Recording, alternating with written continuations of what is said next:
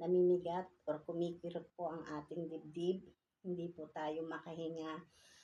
Marami po tayong pwedeng gawin para po masurvive po natin ang ating sarili nang hindi po tayo gumastos ng malaki. Ito pong sinasabi ko sa inyo ay hindi po isang kayabangan. Ito po ay isang mahabang experience po na pinagdaanan ko po sa aking buhay.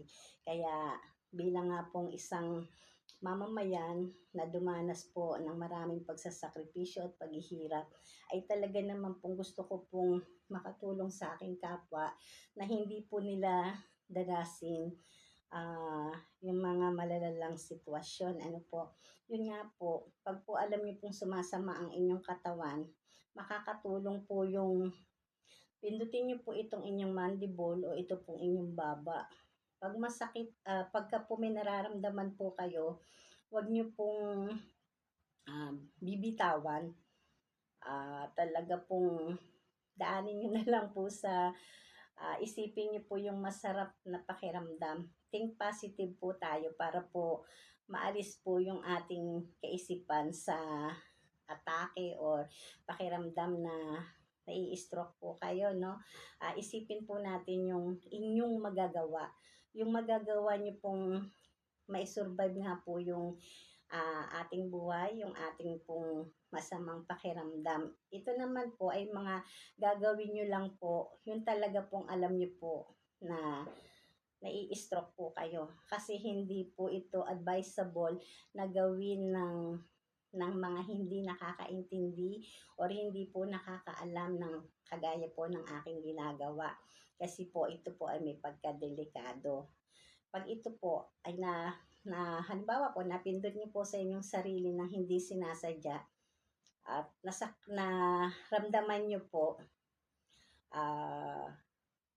ina-advise ko po na magpa-check up na po kayo o magpa-doktor na dahil meron na pong kakaiba sa inyong katawan.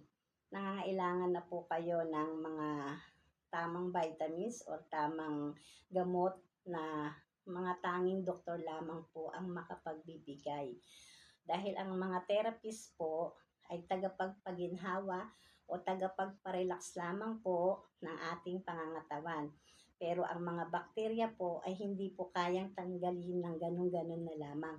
Maaring makakatulong po ang mga therapist pero hindi po makakapagtanggal ng ganun kadali ng mga bakterya. Kaya talagang nangangailangan po kayo ng gamot na manggagaling po sa doktor na dapat po niyong puntahan sa ospital para po mabigyan po kayo ng tamang lunas para po sa inyong karamdaman. Paano po? Nakapag-share na po akong muli sa inyo. Maraming salamat po at binibigyang oras niyo po akong panoorin. Sa muli po, nagpapakilala po, Lilet Constantino, ang eksperyensyadang terapista. I love you all.